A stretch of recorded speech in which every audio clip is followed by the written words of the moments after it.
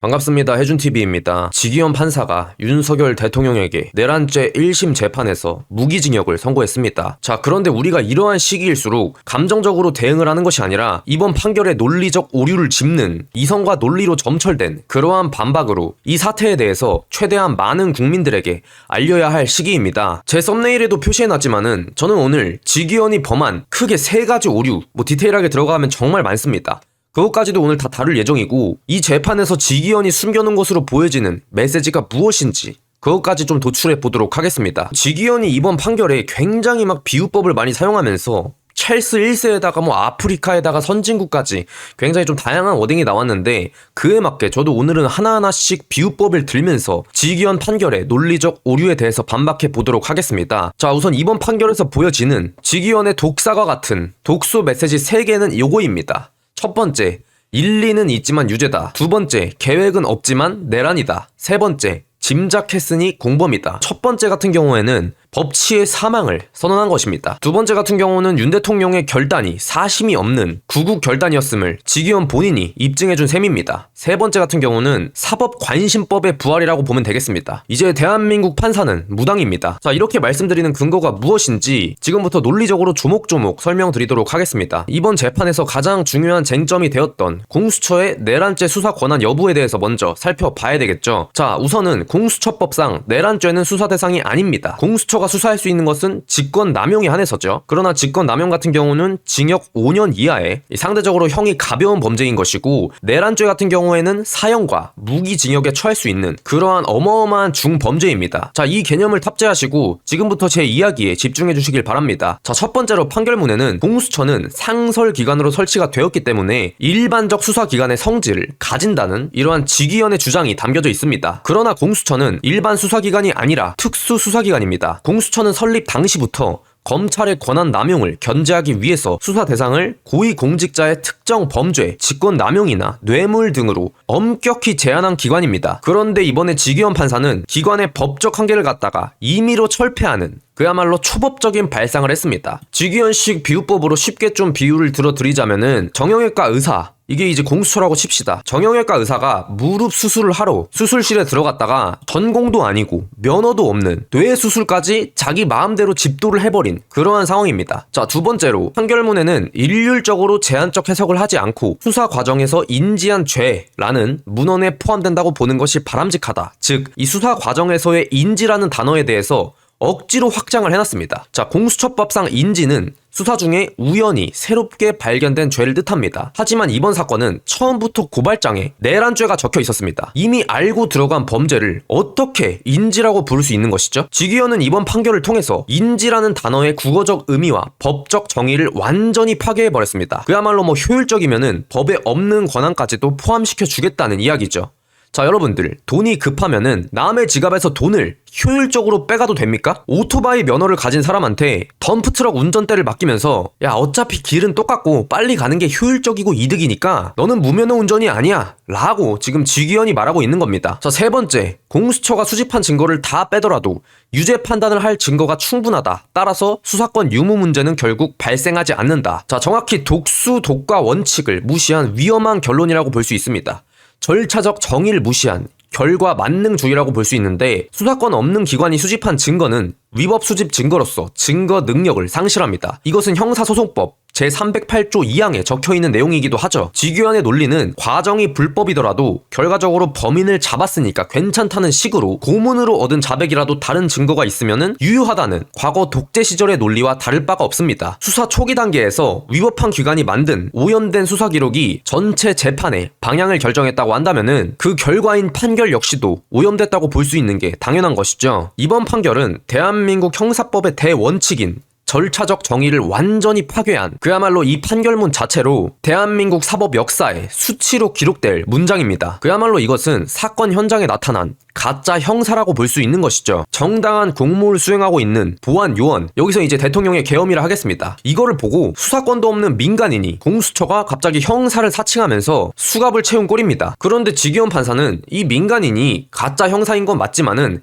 수사 기록을 열심히 썼으니까 그 기록을 재판 증거로 쓰겠다고 우기고 있는 셈이죠. 자격이 없는 자가 만든 서류는 법적으로 쓰레기여야 마땅합니다. 실제로 내란죄 수사권 같은 경우에는 검찰과 공수처의 수사권 범위는 매우 제한적이고 경찰만 전면적인 수사권을 갖고 있습니다. 그 중에 기소권은 오로지 검찰만 갖고 있죠. 이러한 상황에서 직위원의 이러한 판결은 그야말로 독이 든 사과인 줄은 알지만은 다른 맛있는 사과가 많으니까 독이 든 사과 하나 들어있다고 그 정도는 내가 문제 삼지 않겠다고 넘어가는 것과 다를 바가 없는 것이죠. 이제 앞으로 모든 수사기관은 법을 지킬 필요가 없어졌습니다. 결과만 만들어낸다고 하면은 판사가 알아서 다 닦아줄 것이기 때문이죠. 자, 그러면서 직위원은 공수처와 경찰이 공조수사본부를 결성해 협의를 거치기도 했기 때문에 법규상의 잠탈 주장을 그대로 받아들이기가 어렵다고 판결문에 적시를 해놨습니다. 자, 여러분들, 공수처의 내란죄 수사는 입법 취지를 정면으로 위반한 월권 행위입니다. 공수처가 수사권이 없는 상태에서 수사를 개시했다면은 나중에 경찰과 손을 잡았다고 할지언정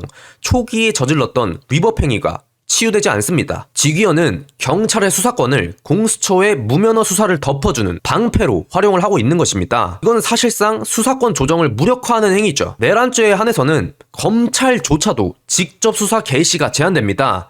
근데 공수처만 관련성이라는 이 마법의 단어로 전부 다 그냥 퉁치고 이러한 위법행위에 대한 책임을 묻고 넘어가지 않는다고 하면은 직위원은 어쨌든 옆에 의사가 경찰이 서 있었기 때문에 간호사의 무면허 집도는 죄가 아니라고 궤변을 늘어놓고 있는 것입니다. 처음부터 칼을 댈 자격이 없었던 공수처가 칼을 댄 것만으로도 이미 범죄입니다. 자, 그리고 이 공수처의 내란죄 수사 위법 여부에 대해서 직위원의 핵심적인 주장은 여기서 나타납니다. 공수처의 증거를 다 빼도 유죄가 충분하기 때문에 수사권의 유무가 중요하지 않다. 자, 반박 들어가겠습니다. 기소권도 없는 공수처가 수사권 범위를 잠탈하여 수집한 증거는 시작부터 무효입니다. 기소권이 없는 기관이 기소할 수도 없는 대상을 상대로 무리하게 내란죄 프레임을 씌워 수사한 기록을 검찰이 그대로 받아 썼다? 이거는 수사권 조정으로 나눠진 경찰, 검찰, 공수처의 상호 견제 시스템을 직위원 스스로가 무너뜨린 것입니다. 자, 실제로 제가 판결문을 읽어보다가 직위원의 기획수사 정황을 인정하면서도 눈 감아준 대목을 발견했습니다. 이건 스스로 정치 판사를 인증한 대목이라고도 볼 수 있는 것이죠. 자, 판결문에는 공수처가 내란죄에 대한 수사권이 없음에도 직권남용 고발장에 내란죄가 함께 기재되어 있었다는 것을 핑계 삼아서 수사권 규정을 잠탈해 수사를 진행했다는 주장에 대해서 위와 같은 의심의 일리가 전혀 없는 것은 아닌 것으로 보인다고 적혀 있습니다. 즉, 직위원 본인도 공수처가 권한 없는 내란죄 수사를 위해서 직권남용을 핑계 삼았다 는 점에 일리가 있다고 인정을 해버렸다는 것입니다. 법치주의 국가에서 수사기관이 법규를 잠탈했다는 의심이 든다면은 판사는 즉각 해당 수사에 대해서 위법으로 판결을 해야 합니다. 하지만 직위원은 의심은 가지만은 그래 좀 일리는 있지만은 그냥 넘어가겠다 라는 태도로 공수처에 꼼수 수사에 합격점을 주었습니다. 이는 판사가 수사기관의 위법행위를 방조한 것이나 다름이 없습니다. 비유를 하자면은 작물인 줄 알면서도 사들인 전당포 주인 정도로 비유를 할 수 있을 것 같습니다. 물건을 가져온 사람이 도둑놈인 것도 알고 물건이 작물이라는 의심에도 충분히 일리가 있다 라고 고개를 끄덕이면서 정작 물건값이 싸고 좋으니까 사겠다 라면서 작물을 받아준 전당포 주인이 바로 직위원이라는 것이죠. 작물인 걸 알면서도 거래했다면은 그 주인도 작물 취득죄로 처벌받아야 하는 공범 아닙니까? 자, 6번째 반박하겠습니다. 직위원 본인조차도 공수처가 권한이 없는 내란죄 수사를 위해서 직권남용을 핑계 삼았다는 점에 일리가 있다고 인정을 했음에도 불구하고 직위원은 공수처에 꼼수 수사에 합격점을 주었습니다. 법치주의 국가에서 수사기관이 법규를 잠탈했다는 의심이 든다면은 판사는 즉각 해당 수사를 위법으로 판결했어야 정상입니다. 즉, 이번 판결문의 공수처에 관한 내용은 판결문이 아니라 불법 수사를 정당화해주기 위해 작성된 공수처의 변호서에 불과합니다. 반칙 영상을 돌려보고도 골을 인정하는 비디오 판독관 정도로 비유를 들 수 있을 것 같습니다. 공격수가 수비수를 밀치고 발도 아니고 아예 그냥 손으로다가 공을 넣는 장면을 VAR로 확인한 직위원 심판, 이 사람이 반칙이라는 주장에도 일리가 있다 이런 식으로 이제 말하더니 정작 판결은 근데 폼은 좀 멋있었잖아, 그래도 빨리 넣었잖아, 골로 인정하겠다 이렇게 판결을 내린 것과 다를 바가 한 개도 없습니다. 각 팀에게 규칙을 준수하라고 규칙을 지키라고 세우던 심판이 대놓고 반칙팀의 수석 코치 노릇을 하고 있는 셈이죠. 자, 그리고 제가 이번 판결문에서 가장 어처구니가 없었던 대목은 바로 요 대목입니다. 국가 위기 상황이라고 판단하고 이를 바로잡고 싶어 했던 것은 동기나 이유, 명분에 불과할 뿐이지 이거를 갖고 군을 국회에 보내는 목적이라고 볼 수가 없다. 성경을 읽는다는 이유로 촛불을 훔칠 수가 없다. 라는 식의 멘트를 지기현이 쳤는데, 지기현은 헌법 수호라는 대통령의 신성한 의무를 촛불 절도범 수준으로 비하를 했습니다. 야당의 탄핵 폭주와 예산 마비는 국가의 존립을 흔드는 방화 사건이었습니다. 불을 끄기 위해서 소방차를 보낸 것을 두고 성경 읽으려고 초를 훔쳤다고 비유하는 것은 사태의 본질인 국회의 횡포를 의도적으로 축소하고 오로지 대통령의 결단만 범죄화하려는 악의적인 프레임이라고 볼 수 있는 것이죠. 이것은 동기와 목적의 아전인수격 분리입니다. 강도에게서 가족을 구하려고 몽둥이를 든 가장이 있습니다. 여러분들 집에 강도가 들어와서 가족들의 목을 조르고 있는데 몽둥이를 들고 강도를 제압하니까 판사가 야, 가족 구하는 건 네 마음이고 몽둥이를 휘두른 거는 폭행이다, 이렇게 판결한 격입니다. 성경 읽으려고 초를 훔친 게 아니라 강도한테 죽게 생긴 가족을 살리려고 몽둥이를 든 것입니다. 그것도 몽둥이를 막 들고 휘두른 것도 아니야. 그냥 들고 도와달라고 소리 지른 겁니다. 구조 요청을 한 거죠. 자, 그리고 요번 판결문의 원문을 한번 읽어보시면은 지기현 스스로 자가당착에 빠지는 모습을 보여줍니다. 비상계엄 이후 이루어진 각종 조치를 보면은 장기간 마음먹고 비상계엄을 선포했다고 보기에는 지나치게 준비가 허술하고 국회를 무력화시킨 후에 계획 등에 관해 별다른 증거나 자료, 흔적 같은 것도 찾아볼 수가 없습니다. 내란죄의 핵심은 권력을 찬탈하고 독재를 하기 위한 치밀한 음모에 있습니다. 하지만 지기현은 대통령에게 장기 독재 의도가 없었고 사후 계획조차 없었음을 명백하게 인정했습니다. 즉 이것은 이번 계엄이 사리사욕을 위한 내란이 아니라 오직 국가 위기 상황을 타개하기 위한 헌법상의 정당한 통치권 행사였음을 방증하는 셈이죠. 치밀한 쿠데타 계획이 없었다는 것은 대통령이 오직 부정선거 척결과 입법 폭주 저지라는 헌법적 목적에 집중했기 때문이라는 것을 방증하는 근거입니다. 이거는 그야말로 강도 계획은 없는데 강도죄라는 판결을 내린 것과 똑같습니다. 판결문에 피고인이 돈을 뺏을 마음도 없고 도망갈 가방이나 복면도 전혀 준비를 하지 않았으며 돈을 어디에 쓸지 계획도 전혀 없었다 라고 써놓고는 정작 선고는 무장 강도죄, 무기징역 이렇게 때려버린 겁니다. 돈을 뺏을 마음도 계획도 없는데 어떻게 강도죄가 성립한다는 것입니까? 이거는 죄를 만든 게 아니라 사람을 잡으려고 소설을 쓴 겁니다. 자, 그리고 판결문 원문을 더 읽어보면은 지시 내용에 대해서 의미를 짐작하고 추정하였던 것으로 보인다는 워딩이 나옵니다. 현대 법치주의 재판에서 짐작과 추정이 유죄의 근거가 된다? 여러분들, 지기현은 뭐 궁예입니까? 갑자기 뭐 피고인들의 내면을 들여다보는 관심법까지 판결문에 등장합니다. 명확한 증거도 없이 야, 그래도 너희들은 알고 있었을 것이다 라고 단정 짓는 것은 무죄 추정의 원칙을 짓밟은 명백한 사법 폭거입니다. 상명하복이 생명인 군과 경찰에게 상관의 의도를 짐작했으니까 내란범이라고 하는 것은 공직사회 전체를 잠재적 범죄자로 모는 것과 다를 바가 없습니다. 그야말로 추측과 짐작으로 엮어낸 공범 관계라고 볼 수 있는 것이죠. 열길 물속은 알아도 지기현 속은 모른다, 뭐 이런 속담은 없지만 제가 지금 만든 겁니다.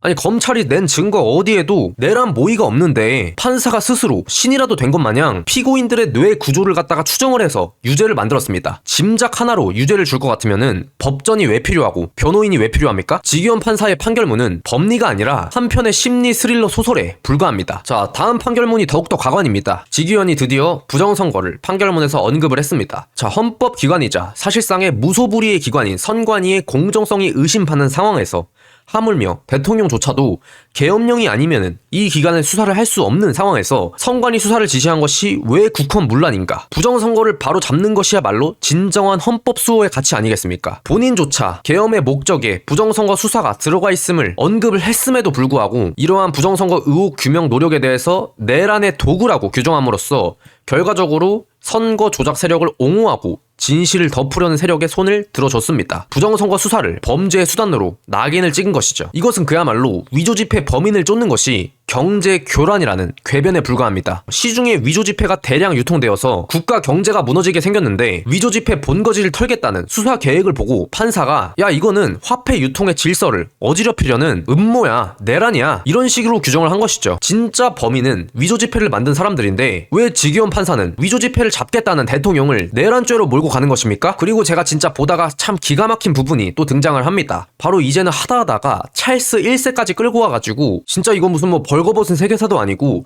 찰스 1세가 군대를 이끌고 의회 의사당에 난입해서 강제로 해산시킨 사건, 왕이라고 하더라도 주권을 침해하면 반역죄가 성립한다. 그렇기 때문에 이번 사건도 대통령이라고 할지언정 내란죄로 볼 수 있다는 판결을 내렸다는 것인데, 자, 갑자기 여기서 17세기 전제군주 찰스 1세를 소환해가지고 윤석열 대통령의 결단과 비교를 하면서 계엄 선포를 비하하는 것은 지기현 스스로가 법 없는 독재자와 법을 지키려는 수호자를 구분 못하는 역사적 문맹임을 자인한 셈입니다. 찰스 1세가 누구냐? 왕권 신수설을 믿으면서 법 위에 군림하려고 했던 전제군주였습니다.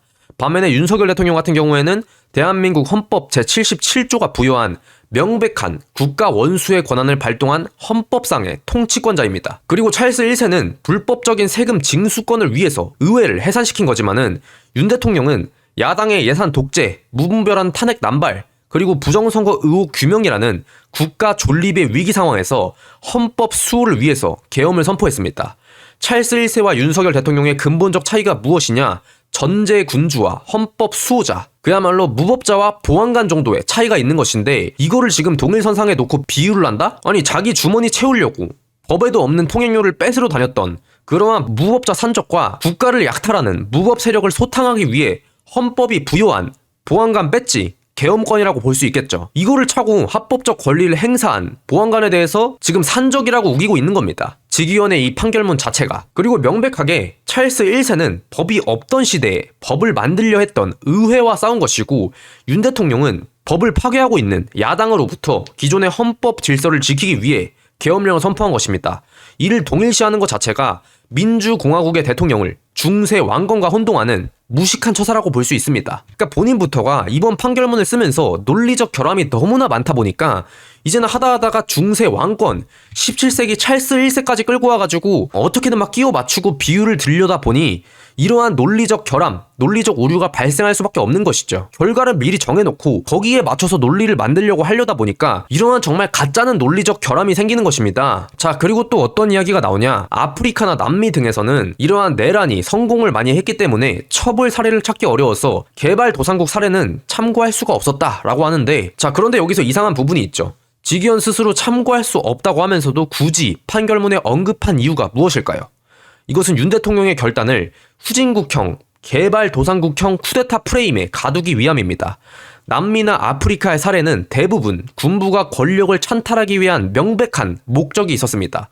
그러나 대한민국의 이번 계엄은 국가 마비 사태를 해결하고 부정선거의 진상을 규명하려는 사법적, 행정적 정상화 과정이었습니다. 성공 여부를 떠나서 진실 규명이라는 그러한 목적 자체가 개발도상국과 명백히 다른 것인데, 이거를 지금 후진국과 엮는 것은 대한민국 대통령에 대한 심각한 모욕입니다. 그야말로 개발도상국 사례 언급에 비논리성을 스스로 입증을 하고 있는 것이죠. 이것은 그야말로 나라를 지키기 위해 무장을 한 독립군, 이러한 대통령을 보고 야, 아프리카 비적대들도 총 들고 성공하면 왕노릇 하더라, 그니까 너도 비적대와 다를 게 없다, 이런 식의 매도를 가하는 식민지 판사의 논리와 하나도 다를 게 없습니다. 부정선거를 척결하고 국가 마비를 막으려는 숭고한 의지를 후진국 쿠데타 프레임에 가둔다? 이건 여러분들 대한민국 국민 전체에 대한 모욕입니다. 자, 그리고 더욱더 가관인 것은 선진국의 사례를 언급하면서 야, 선진국은 제도적 설계를 치밀하게 해서 이런 갈등이 없어, 뭐 의회 해상권, 상하원 분리 이런 게 대표적인 예시야, 이런 식으로 지기현이 이야기를 하는데, 지기현의 이러한 발언은 역설적으로 현재 대한민국 제도가 야당의 입법 독재를 막지 못하는 불능 상태임을 자인한 것입니다. 왜? 미국이나 유럽, 선진국이라고 한다면은 야당이 행정부의 예산을 전액 삭감하고 장관들을 줄 탄핵하는 입법 쿠데타를 저지를 때 대통령이 의회를 해산시키거나 국민의 심판을 받을 수 있는 그러한 기제가 작동합니다. 그러나 대한민국은 압도적 다수 의석을 가진 야당의 폭주를 막을 제도적 장치가 전무합니다. 대통령이 헌법상 최우수단인 비상계엄을 선택할 수밖에 없었던 이유는 지기현 판사가 말했던 그 선진국형 견제 장치가 국회에 의해서 파괴되었기 때문입니다. 즉, 내란의 주체는 대통령이 아니라 시스템을 마비시킨 국회입니다. 선진국 제도를 운운하는 것 자체가 국회의 폭주를 은폐한 대목이라고 볼 수 있는 것이죠. 그러니까 그야말로 이거는 방화복이 없는 소방관에게 야, 니네는 왜 선진국에 장비가 없어? 선진국 소방대, 미국, 유럽 같은 경우에는 이 최첨단 로봇과 방화복 장비가 있어가지고 불을 쉽게 끌 수 있는데 한국의 소방관은 뭐 한 거야? 야당과 국회가 소방 호스 다 잘라버리고 소방차 바퀴 그냥 빵꾸내버리고 이러한 최악의 현장에 있었음에도 지기현은 그냥 야, 선진국은 장비가 좋아서 괜찮아, 거기는 불이 안 나는데 너는 왜 맨몸으로 불 속에 뛰어들어가지고 이 사태를 냈냐? 너 유죄야! 무기징역 땅땅 지금 이렇게 판결을 내린 겁니다. 아니 소방관의 장비를 싹 다 망가뜨리고 버려버린 놈을 잡아야지 맨몸으로 나라 구하려던 사람을 왜 잡습니까? 자, 그리고 직위원이 또 뭐라 그러냐, 대통령은 언제든지 군을 동원해서 행정부의 정책을 추진하려는 그러한 강한 유혹에 빠지기 쉽다 이러면서 이건 마치 윤 대통령의 결단이 권력욕에 눈이 먼 유혹 정도인 것처럼 폄훼를 했습니다. 하지만 대통령이 직면한 것은 정책 추진의 어려움 정도가 아니라 국가 예산이 멈추고 안보 공백이 생기는 실존적인 위기였습니다. 성경을 읽기 위해 촛불을 훔칠 수 없다. 이 부분도 아까 말씀드렸던 부분이지만은 진실이 무엇이냐, 집에 불을 지르려던 방화범, 입법 폭주 세력, 국회를 제압하기 위해서 주인으로서 정당하게 빗장을 건 것입니다. 나라의 주인인 국민들을 대신해서 정당하게 빗장, 계엄령을 건 것입니다. 국가 위기를 타개하려는 동기와 국회를 잠시 통제한 수단은 대한민국 보위라는 하나의 헌법적 가치 아래 통합되어 있습니다. 이거 두 개를 억지로 분리시켜 놓고 목적이 불순하다고 단정짓는 것은 결론은 미리 정해놓고 법리를 끼워 맞춘 답정너식의 판결에 불과하다는 것이죠. 그러니까 이 직위원의 비유가 완전히 잘못된 것이 촛불을 훔친 게 아니라 방화범의 라이터를 뺏은 겁니다. 비유가 완전히 틀린 것이죠. 대통령은 초를 훔친 게 아니라 국가라는 초가 다 타버리기 전에 거기다가 또 불을 지르려는 국회와 야당의 라이터를 뺏은 것입니다. 내 집을 지키기 위해서 내 집에 빗장을 건 것이 어떻게 절도가 되고 어떻게 내란이 되는 것입니까? 자, 그리고 또 직위원은 사회적 혼란의 책임을, 이 혼란을 멈추기 위한 결단을 내린 대통령에게만 묻고 있습니다. 하지만 사회를 분열시키고 산정할 수 없는 피해를 초래한 근본적인 원인은 정부를 마비시킨 민주당의 입법 독재에 있습니다. 예산을 삭감해서 국가 기능을 멈추고 하루가 멀다 하고 탄핵을 남발해 국정을 정지시킨 야당의 폭거가 없었다면은 계엄이라는 비상수단은 애초에 필요치 않았을 것입니다. 사태를 촉발한 방화범은 그대로 두고 불을 끄려고 했던 소방수, 대통령에게 화재의 책임을 묻는 격이라고 볼 수 있는 것이죠. 진정한 사회적 비용은 민주당의 폭주를 그간 방치했던 비용입니다. 그리고 결정적으로 사회적 비용과 국론 분열의 진정한 주범은 민주당입니다. 이거는 그야말로 산불을 직접 낸 방화범에 대해서는 아무런 책임도 묻지 않고 그 불을 제압하기 위해서 맞불을 놓은 소방관에게 야, 그 탄소 배출권 때문에 지금 난리가 났으니까 그 책임으로 너는 구속이야. 너는 무기징역이야. 이렇게 지금 나오고 있는 거죠. 민주당이 온 산에 기름을 붓고 불을 질러가지고 마을이 다 타게 생겼는데 소방관이 불길 잡으려고 맞불 좀 놨다고, 맞불 때문에 연기가 나가지고 주민들 목이 아프고 공기가 오염되고 사회적 비용이 산정할 수 없을 정도로 어마어마하기 때문에 소방관, 대통령이 유죄야 라고 이제 우기고 있는 것인데, 진정한 비용 청구는 애초에 산을 다 태워먹으려고 했던 이 방화범에게 청구해야 마땅합니다. 자, 그리고 국제사회에서 대한민국의 정치적 위상과 대외 신인도가 하락했다면서 이것을 윤 대통령 탓으로 돌리고 있는데, 대한민국의 신인도를 진짜 깎아먹는 것은 헌법상 보장된 대통령의 비상계엄권을 내란으로 규정해버리는 사법부의 무리한 판결입니다. 전 세계 어느 나라가 헌법 제77조에 근거한 합법적 통치행위를 내란죄, 무기징역으로 처벌합니까? 헌법적 결단을 범죄로 몰아가는 사법부의 불안정성이야말로 해외 투자자들과 국제사회가 대한민국을 불신하게 만드는 코리아 디스카운트의 본체입니다.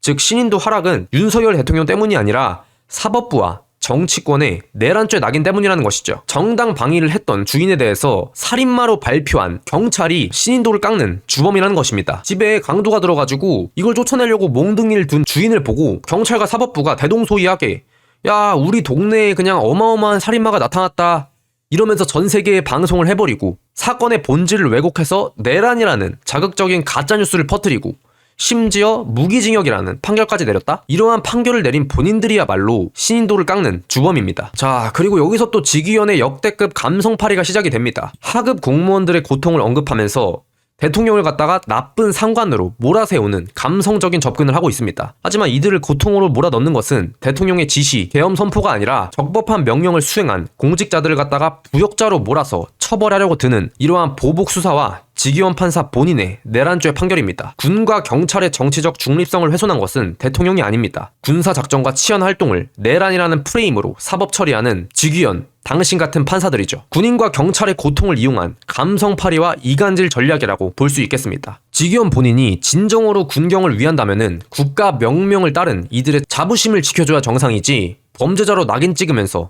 동정하는 척해서는 안 됩니다. 자, 그리고 내란죄가 위헌범이기 때문에 이 행위 자체만으로도 높은 형을 규정한다는 이야기가 판결문에 적시되어 있는데, 내란죄가 위헌범이라는 논리 자체는 인정합니다. 그러나 그 위험의 실체가 무엇인지 따져봐야 되는 거 아니겠습니까?